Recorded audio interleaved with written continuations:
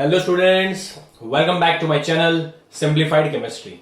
तो बच्चों, आज के इंपॉर्टेंट लेक्चर के अंदर we are going to discuss resonance and how to find out the bond order of resonating structures. Clear? अगर आपको बेंजीन का रेजोनेटिंग स्ट्रक्चर पूछा है, सॉरी बेंजीन का बॉन्ड ऑर्डर पूछा है तो क्या करोगे? CO3 माइनस का बॉन्ड ऑर्डर पूछा है तो क्या करोगे? एंड रेजोनेंस होता क्या है पूरा डिटेल में समझेंगे। ठीक है बच्चों? ओके, सो रेडी हो? चलिए स्टार्ट करते हैं। तो पहले ही दोस्तों क्वेश्चन होता है रेजोनेंस हम क्यों पढ़ते हैं, हमें पढ़ने की जरूरत क्या है। तो रेजोनेंस क्यों आ रहा है उसे समझा रहा हूं। फर्स्ट हम बात करते हैं ओजोन मॉलिक्यूल की। ओजोन होता है O3। हमने उसका लुईस स्ट्रक्चर देख लिया है। लुईस स्ट्रक्चर के अंदर क्या होता है कि हमने ये देखा कि भाई इसका लुईस स्ट्रक्चर ऐसे बनता है। ठीक है कि सर यहां पे कोऑर्डिनेटेड कोवेलेंट बॉन्ड नहीं होता है। यस दोस्तों, वेरी नाइस। यहां पे कोऑर्डिनेटेड कोवेलेंट बॉन्ड बनता है, बट दोनों की प्रॉपर्टी सेम, उसको भी ऐसे ही दिखाओगे तो कोई प्रॉब्लम होगा नहीं। लुईस डॉट स्ट्रक्चर में आपने ऐसे दिखाया, चलो इधर कोऑर्डिनेटेड कोवेलेंट बॉन्ड बता दिया। अभी मैं बात समझा रहा हूं, उसे समझिएगा। ए और बी के बीच में कोवेलेंट बॉन्ड है एंड कोऑर्डिनेट बॉन्ड है, तो इन दोनों में फर्क है। ये इन दोनों ने एक एक इलेक्ट्रॉन शेयर किया है। इसका मीनिंग क्या है? इसने 2 इलेक्ट्रॉन शेयर किया, इसके पास कुछ नहीं है। बट जैसे ही बॉन्ड फॉर्म हो गया, तब दोनों की कैरेक्टरिस्टिक बॉन्ड लेंथ वगैरह सेम आता है।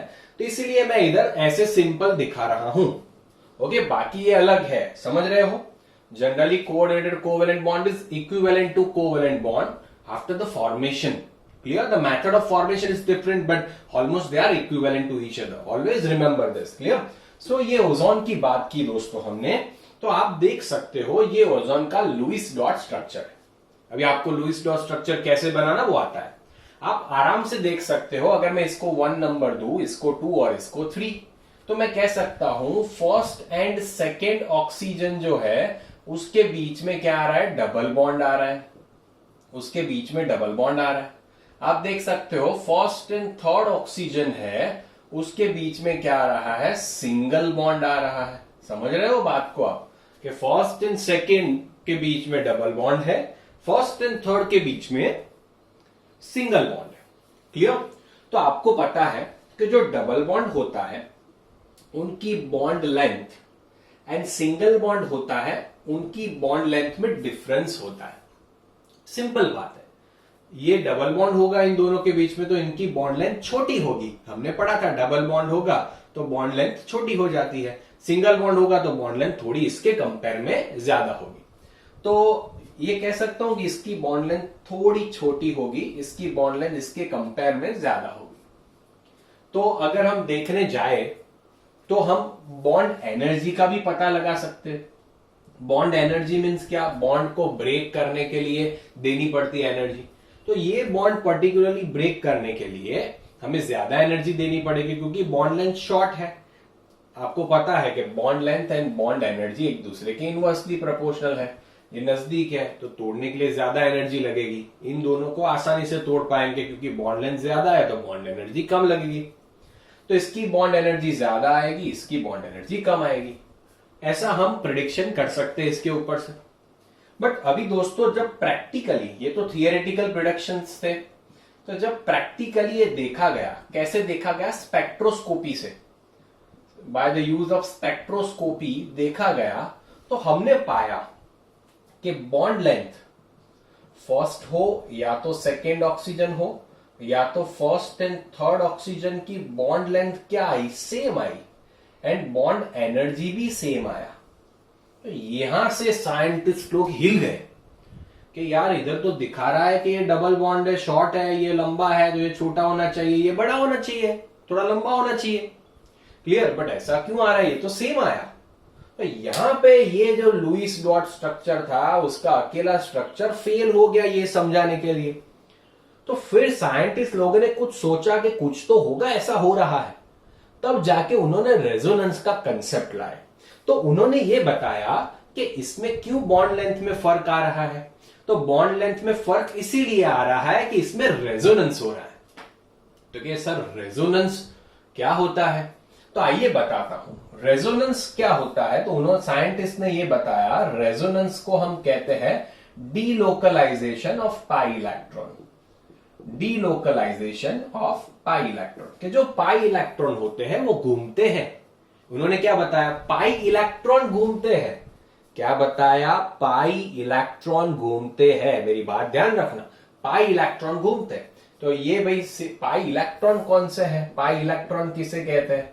तो भाई electrons which are involve in the formation of pi bond. तो पाई बॉन्ड बनाने के लिए, ठीक है, पाई बॉन्ड बनाने के लिए जो इलेक्ट्रॉन पार्टिसिपेट करते हैं उसे पाई इलेक्ट्रॉन कहते हैं। जैसे मान लो C डबल बॉन्ड C है, इधर सिग्मा बॉन्ड है, इधर पाई बॉन्ड है, तो ये एक एक इलेक्ट्रॉन, तो ये जो इलेक्ट्रॉन शेयर हुआ है उसे पाई इलेक्ट्रॉन कहते हैं। इतना सिंपल है। तो उसने क्या बताया कि भाई पाई, साइंटिस्ट ने ये बताया कि रेजोनेंस होता है। रेजोनेंस में होता क्या है? बेसिकली पाई इलेक्ट्रॉन शिफ्ट होते हैं। क्या होता है?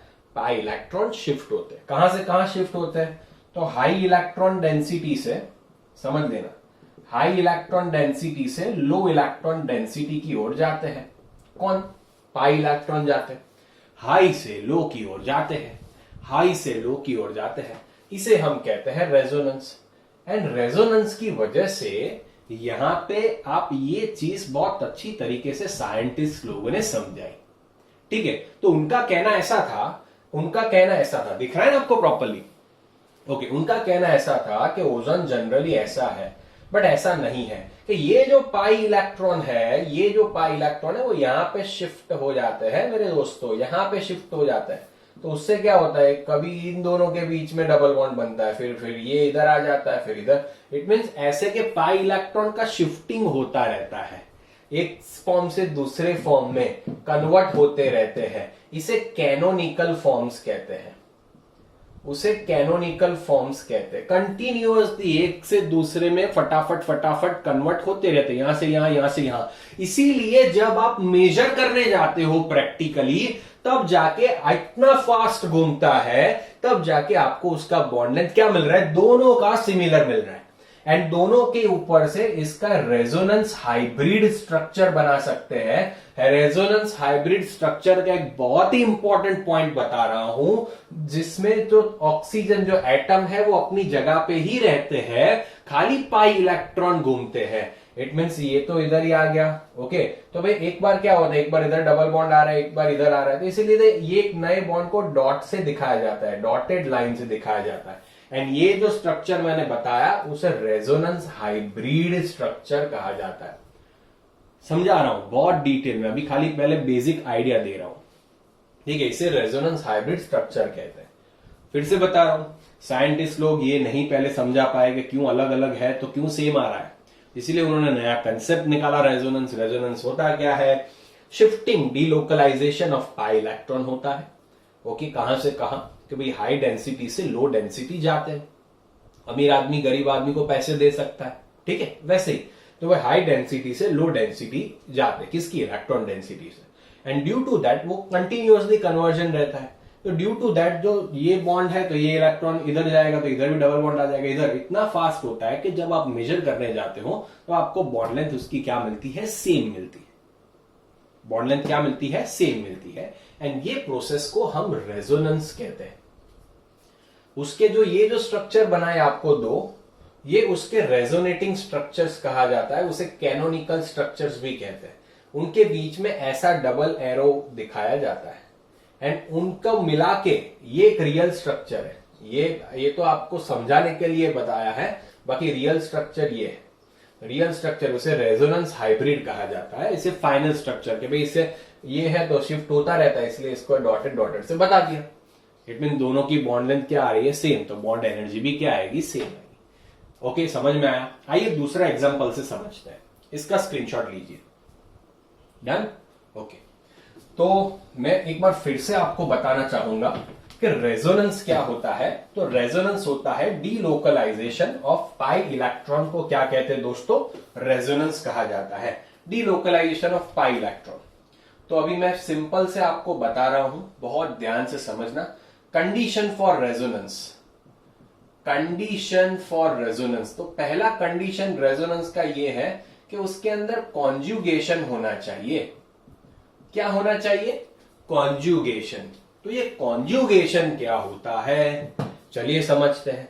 कॉन्जुगेशन मीन्स जो इलेक्ट्रॉन डेंसिटी जो है वो हाई वाला जो इलेक्ट्रॉन डेंसिटी एलिमेंट है उसके साथ में लो वाला आना चाहिए एंड उसके बाद में हाई इलेक्ट्रॉन डेंसिटी वाला एलिमेंट आना चाहिए।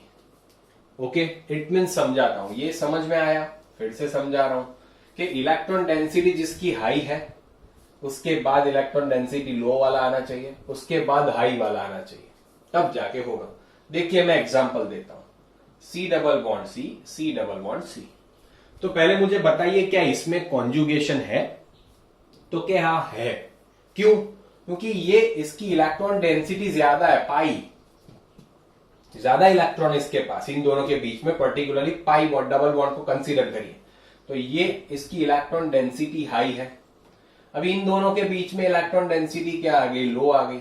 एंड इन दोनों के बीच में इलेक्ट्रॉन डेंसिटी क्या आ गई? हाई। इट मीन्स में हम अपनी लैंग्वेज में बोले तो एक को छोड़ के एक, एक को छोड़ के एक, एक को छोड़ के एक, एक को छोड़ के एक। ओके, समझ में आ रहा है? Pi bond sigma bond pi bond, pi bond sigma bond pi bond, इसे कॉन्जुगेशन कहते हैं।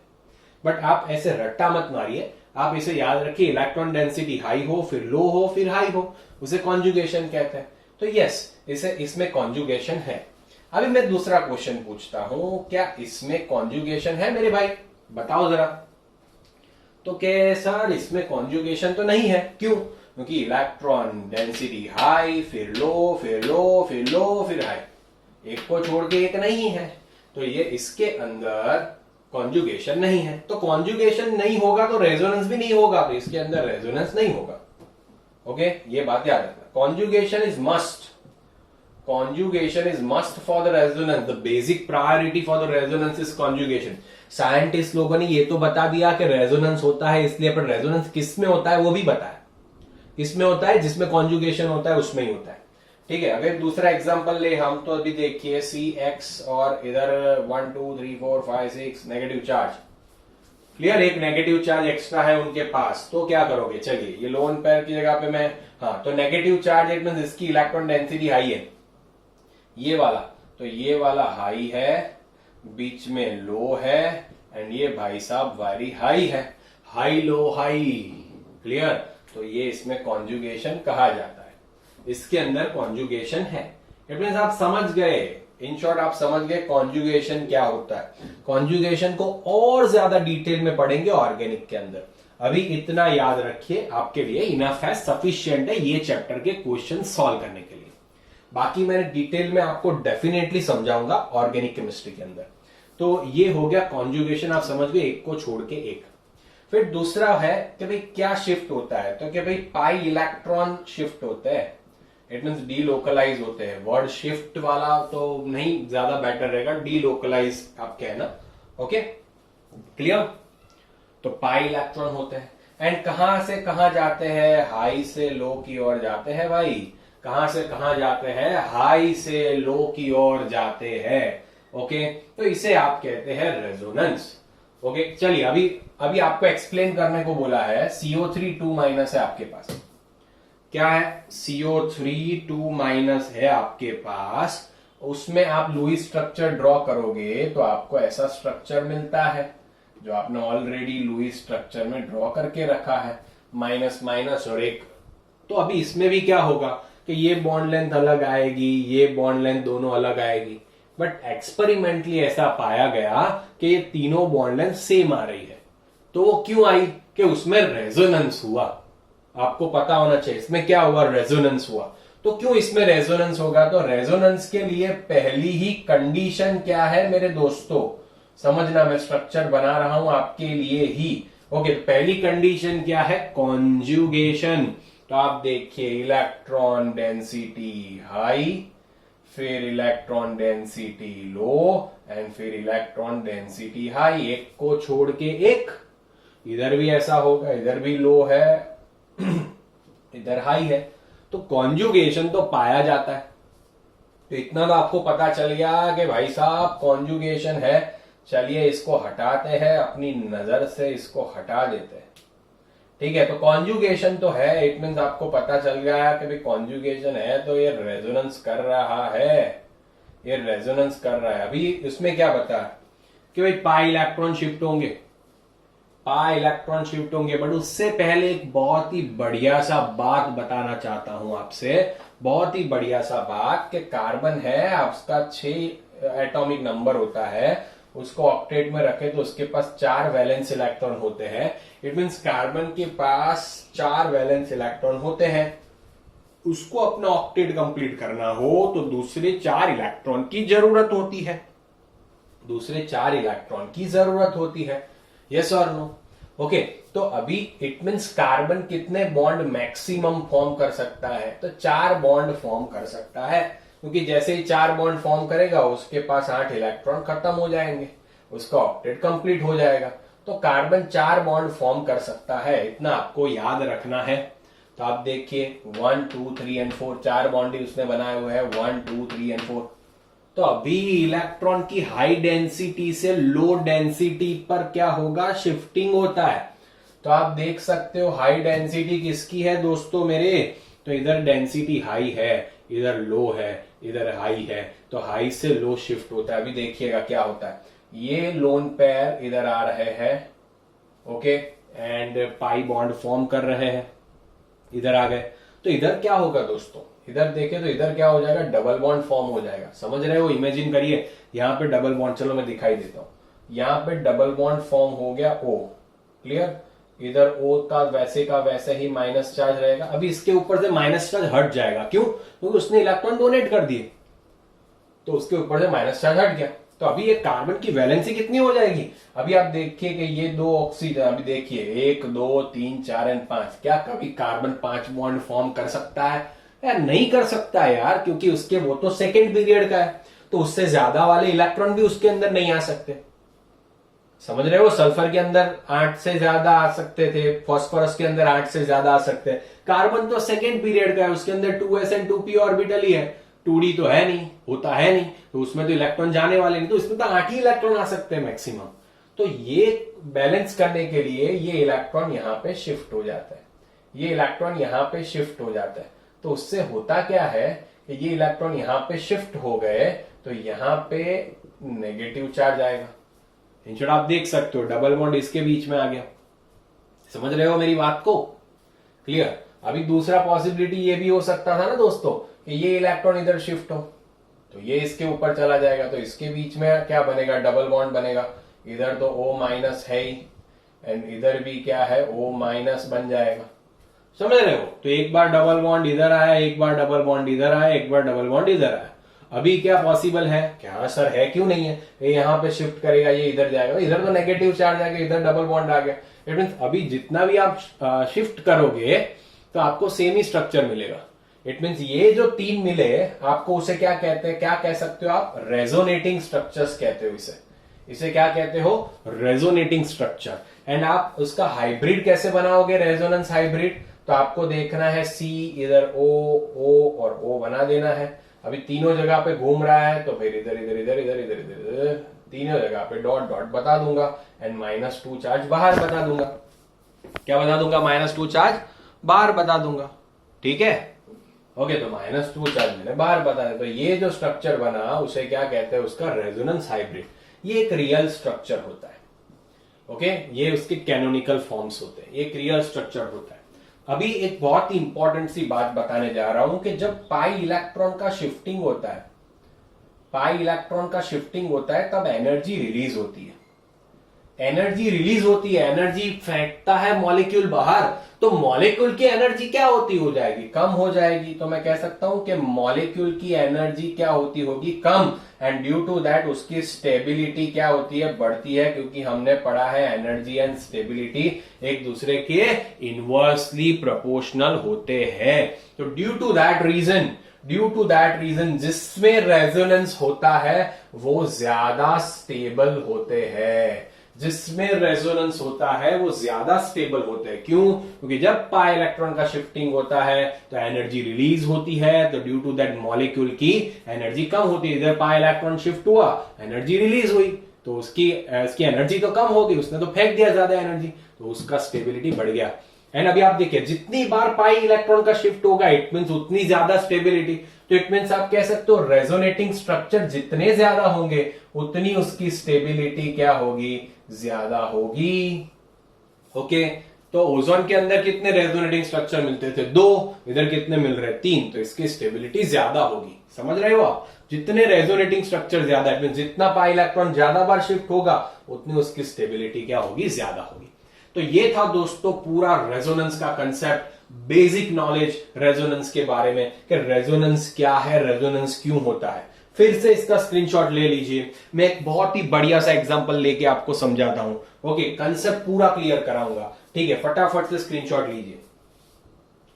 डन, ओके चलिए, तो फिर आपने डन कर दिया है।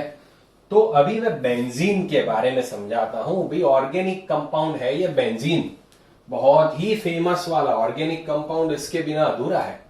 तो बेंजीन होता क्या है, पहले स्ट्रक्चर को समझिए, जब ऑर्गेनिक समझाऊंगा तब तो क्लियर हो जाएगा, अभी याद रखिए। बेंजीन का फॉर्मूला होता है C6H6। C6H6 को बेंजीन कहा जाता है एंड उसका स्ट्रक्चर ऐसा होता है, हर जगह पे कार्बन है, इधर एक एक हाइड्रोजन है, हर कार्बन के पास एक हाइड्रोजन है एंड इधर 3 डबल बॉन्ड है। ओके, तो इसमें भी ऐसा पाया गया कि भाई C सिंगल बॉन्ड C भी है, C डबल बॉन्ड C भी है। 154 पिकोमीटर होगा, ये 134 पिकोमीटर होगा। बट एक्सपेरिमेंटली जब मेजर किया गया तब पता चला कि भाई C बॉन्ड लेंथ सेम आ रही है।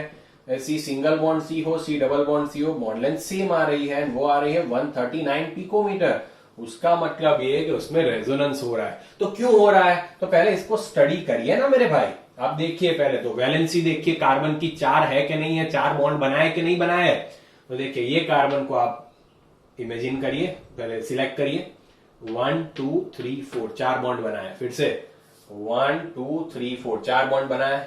ये कार्बन देखिए 1 2 3 4 4 बॉन्ड बनाया है।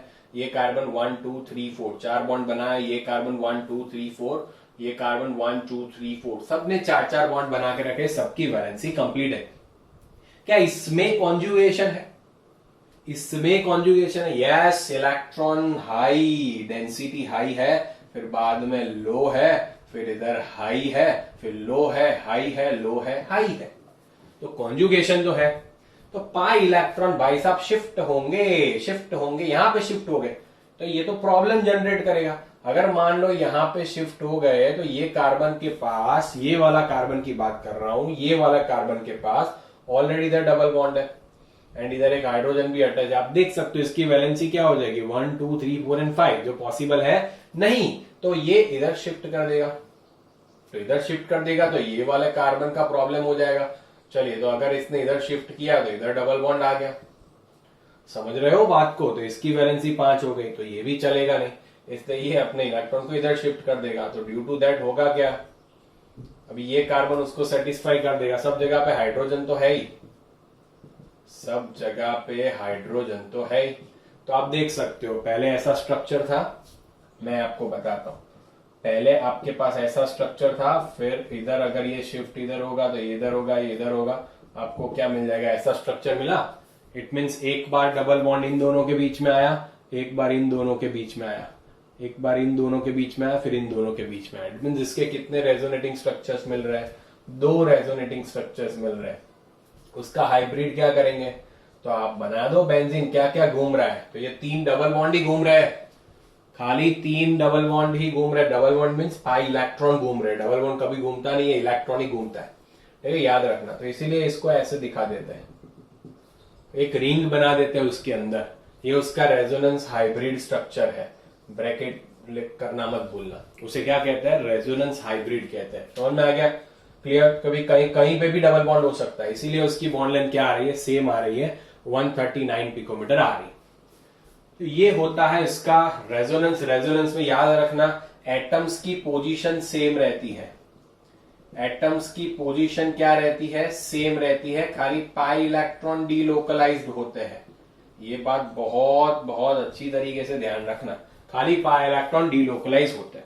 तो दोस्तों ये पूरा कंसेप्ट था आपका रेजोनेंस के बारे में। यहां से आपका रेजोनेंस का पूरा आइडिया क्लियर हो गया। अभी हम बात करते हैं बॉन्ड ऑर्डर की। तो बॉन्ड ऑर्डर क्या होता है कि दो एटम के बीच में कितने बॉन्ड है वो बताता है। जैसे O2 की बात करता हूं मैं, O डबल बॉन्ड O होता है तो O का बॉन्ड ऑर्डर 2 है। ऐसे सारे स्पीसीज को बॉन्ड ऑर्डर फाइंड करना हमने कर दिया है, हमने फिनिश कर दिया है। बट जब रेजोनेंस होता है तो उसका रियल स्ट्रक्चर ऐसा हो जाता है। तो इधर बॉन्ड ऑर्डर कितना लेंगे यार, ये जैसे ओजोन का हमने रेजोनेंस हाइब्रिड स्ट्रक्चर देखा तो ऐसा हो गया यार। तो अभी इसमें ये डॉटेड लाइन में कितना बॉन्ड ऑर्डर, इसको 1 गिनने का, इसको 2 गिनने का क्या, तो उसके बॉन्ड ऑर्डर कैसे फाइंड करते हैं आइए देखते हैं। ठीक है, उसको हम समझते हैं। पहले इसका स्क्रीनशॉट लीजिए, फिर हम आगे कंटिन्यू करते हैं। ठीक है, चलिए तो अभी हम बात करते हैं दोस्तों मेरे, किसकी बात करते हैं कि भाई रेजोनेटिंग स्ट्रक्चर जो है वो पता चल गया आपको, उसका बॉन्ड ऑर्डर कैसे फाइंड किया जाता है। तो बॉन्ड ऑर्डर रेजोनेटिंग स्ट्रक्चर के लिए एक फॉर्मूला है जिसे याद करना कि टोटल बॉन्ड्स, ये जो रूल मैं बताने जा रहा हूं बहुत ही इंपॉर्टेंट है। पार्टिसिपेटिंग in resonance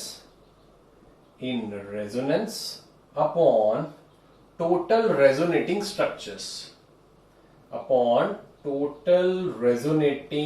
structures, बहुत इंपॉर्टेंट है कि भाई जितने बॉन्ड टोटल कितने हैं जो रेजोनेंस में पार्टिसिपेट करते हैं एंड टोटल रेजोनेटिंग स्ट्रक्चर। आइए बात करते हैं CO3 2- की। तो CO3 2- में ऐसा कुछ होता है। तो आपको अभी इसका स्ट्रक्चर जोड़ना है तो डबल बॉन्ड को left side anti clockwise shift करते जाओ तो C एक बार डबल बॉन्ड इसके बीच में आएगा, O-, मैंने बताया कैसे होता है, कंसेप्ट बताया, अभी ट्रिक बता रहा हूं। ठीक है, तो एक बार इधर आएगा O-, इधर तो O-, इट मींस उसके कितने रेजोनेटिंग स्ट्रक्चर्स मिल रहे हैं। तो अगर इसका बॉन्ड ऑर्डर फाइंड करना तो रेजोनेटिंग स्ट्रक्चर तो 3 मिल रहे हैं। ठीक है, तो वो तो लिख लिया। अभी total bonds participating in resonance, कितने बॉन्ड है इसके, 1 2 3 4 बॉन्ड पार्टिसिपेट करते हैं रेजोनेंस में। 1 2 3 4 4 बॉन्ड पार्टिसिपेट करते हैं ना मेरे भाई। तो ये आ गया 4/3, समझ लो हो गया ना आपका काम तमाम। क्या है CO3 2- तो क्या आएगा 1.33। तो इट मीन्स आपने ये जो बनाया उसका रेजोनेंस हाइब्रिड। ओके, तो इसका ये रेजोनेंस हाइब्रिड है, इसका बॉन्ड ऑर्डर C और O के बीच का क्या आएगा 1.33। क्या आएगा 1.33। समझ में आ रहा है? क्लियर, बहुत ही सिंपल है। ओके, चलिए स्क्रीनशॉट लीजिए। इसका दूसरा एग्जांपल लेता हूं। चलिए ले लिया। ओके, तो अभी CO3 2- का तो पता चल गया। अभी हम कोई दूसरे कंपाउंड का फाइंड करना हो, जैसे NO2- का फाइंड करना हो तो ओके, चलो ये मैं कोऑर्डिनेटेड कोवैलेंट बॉन्ड नहीं दिखाता हूं, NO2 का ही फाइंड करना है। ठीक है, कोई भी है, चलिए NO2- ले लेते हैं, एक ज्यादा नेगेटिव चार्ज वो वगैरह, कोई भी कंपाउंड आपको दिया हो दोस्तों, आप आराम से कर सकते हो। ठीक है, NO2 दिया है, अभी इसमें क्या होगा कि भाई ये इधर शिफ्ट हो जाएगा तो इधर आपको क्या मिलेगा, इधर वो आ जाएगा, इधर डबल बॉन्ड हो, खाली NO2 लिया है। आपको पता है NO2 एक ऑड इलेक्ट्रॉन स्पीसी है, आपको पता है ना, NO2 एक ऑड इलेक्ट्रॉन स्पीसी है। समझ में आ गया? ओके, कितने बॉन्ड पार्टिसिपेट कर रहे हैं 3। तो बॉन्ड ऑर्डर आप देखिए, कितने बॉन्ड पार्टिसिपेट कर रहे हैं 3, कितने रेजोनेटिंग स्ट्रक्चर मिले 2। मिल गया ना आपको यार इसका बॉन्ड ऑर्डर, NO2 का बॉन्ड ऑर्डर मिल गया ना। समझ में आ रहा है? तो इसका रेजोनेंस हाइब्रिड कैसे ड्रॉ करेंगे, तो आपको पता है रेजोनेंस हाइब्रिड तो ऐसे ड्रॉ होता है।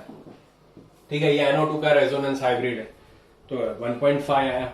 बहुत ही सिंपल है दोस्तों, बहुत ही सिंपल है। ठीक है, अभी बेंजीन की बात करते हैं। बेंजीन, तो बेंजीन में क्या होता है, यहां से यहां पे शिफ्ट हो जाते हैं। ठीक है, तो इसका बॉन्ड ऑर्डर हमेशा याद रखना, बॉन्ड ऑर्डर इसके कितने रेजोनेटिंग स्ट्रक्चर है 2। इधर थोड़ा कंफ्यूजन होगा कि total bonds participating in resonance, कभी भी रिंग आता है, रिंग कभी भी रिंग आता है, समझना, रिंग की बात कर रहा हूं, रिंग रिंग आता है तो पाई इलेक्ट्रॉन्स जो होते हैं वो ही शिफ्ट होते हैं, पाई इलेक्ट्रॉन्स होते हैं वो ही शिफ्ट होते हैं। तो कितने पाई बॉन्ड है? 3। कितने पाई बॉन्ड है? 3। तो पाई बॉन्ड ही शिफ्ट, पाई इलेक्ट्रॉन ही शिफ्ट होंगे, तो ये इलेक्ट्रॉन ही शिफ्ट हो सकते हैं। कभी भी रिंग की बात करें, रिंग की बात करें तभी, तो आपको हमेशा याद रखना है total bonds participating in resonance क्या आएगा? 3 आएगा, 1 2 एंड 3। बाकी के कंसीडर नहीं करने हैं। इधर हम सब कंसीडर करते थे रिंग वाले कंपाउंड में, याद रखना 3 ही बेंजीन रिंग के अंदर 3 पाई इलेक्ट्रॉन ही शिफ्ट होते हैं। तो हाइब्रिडाइजेशन में खाली 3 ही पार्टिसिपेट करते हैं, सॉरी रेजोनेंस में, I am really very sorry, resonance के अंदर 3 ही पार्टिसिपेट करते हैं।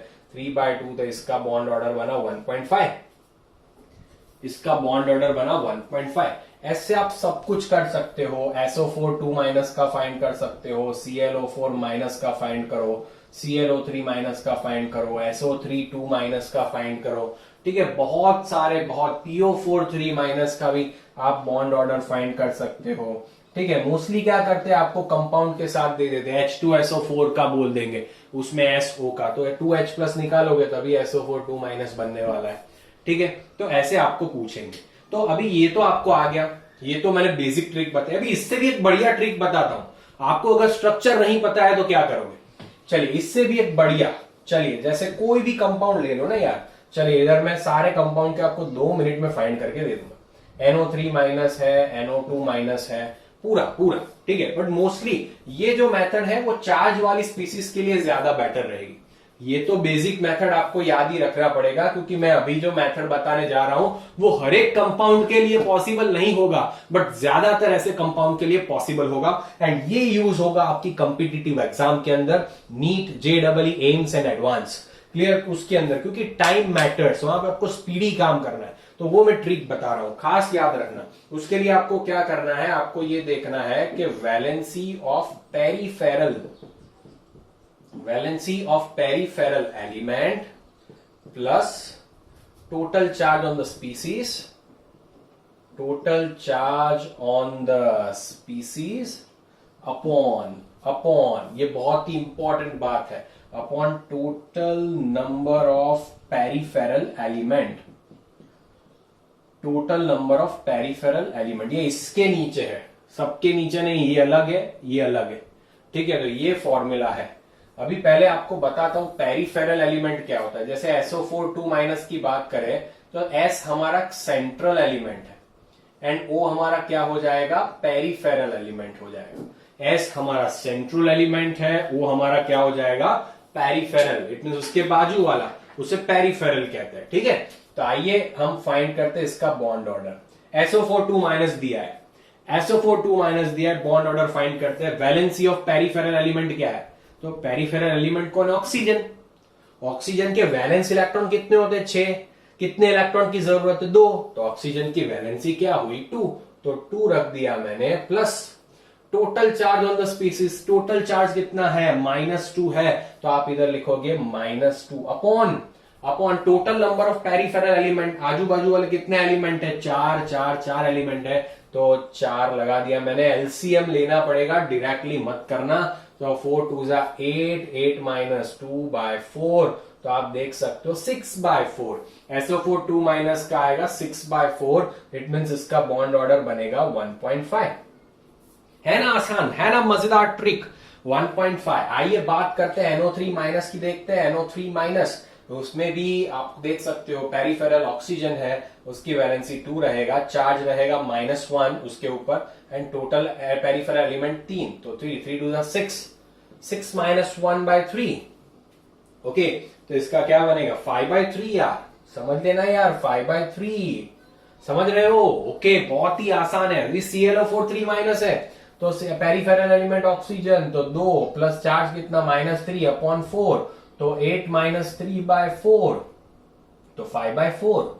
समझ रहे हो? ClO4 3- का क्या आएगा? 5/4 आएगा। सॉरी, ओके, एक मिनट, 8 - ClO4 3- नहीं है, ClO4 -1 होता है। ये थोड़ा प्रिंटिंग मिस्टेक है, इधर देख लेना। तो इधर -1 आएगा। ओके, तो 4 2 8 - 1, तो 7/4। इसका क्या आएगा? 7/4 आएगा, ठीक है। ओके, क्या आएगा? 7/4। तो 1.75 समथिंग जो भी आ रहा है कैलकुलेट कर लेना।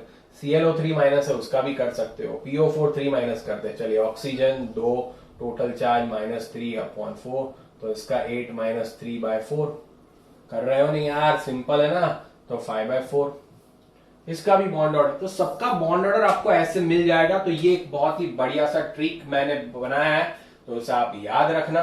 एंड ये बेसिक है, बेंजीन वेंजीन वगैरह इससे करो, चार्ज वाले नहीं है, मोस्टली चार्ज वाले इससे ऐसे हो जाएंगे यूं। एंड खाली बेंजीन का आप याद रख लो 1.5, बाकी तो दूसरे अगर ये मेथड से करना चाहते हो तो ये भी तो सही है, ये एक स्टैंडर्ड मेथड है, ये एक शॉर्ट मेथड है जिससे आप जल्दी कर सकते हो। ठीक है दोस्तों, ओके। तो आशा रख रहा हूं आपको बहुत ही मजा आ गया होगा। एंड अभी आपका पूरा रेजोनेटिंग स्ट्रक्चर का बॉन्ड ऑर्डर क्लियर होगा एंड रेजोनेंस किसे कहते हैं वो क्लियर होगा। ठीक है, अगर पसंद आया है मेरा वीडियो तो सब्सक्राइब करना मेरे चैनल को ना भूले, press the like button and share with the students. Clear, जितना लोगों को नहीं आता है रेजोनेटिंग स्ट्रक्चर का बॉन्ड ऑर्डर, जिसको रेजोनेंस पता नहीं चल रहा है स्पेशली केमिकल बॉन्डिंग के अंदर, उसे जरूर से ये वीडियो भेजिए, उनको बहुत हेल्प करेगा। एंड अगर आपको भी ये वीडियो बहुत हेल्पफुल लगा हो तो प्लीज कमेंट करना ना भूलें। Okay, thank you so much my dear students, thank you.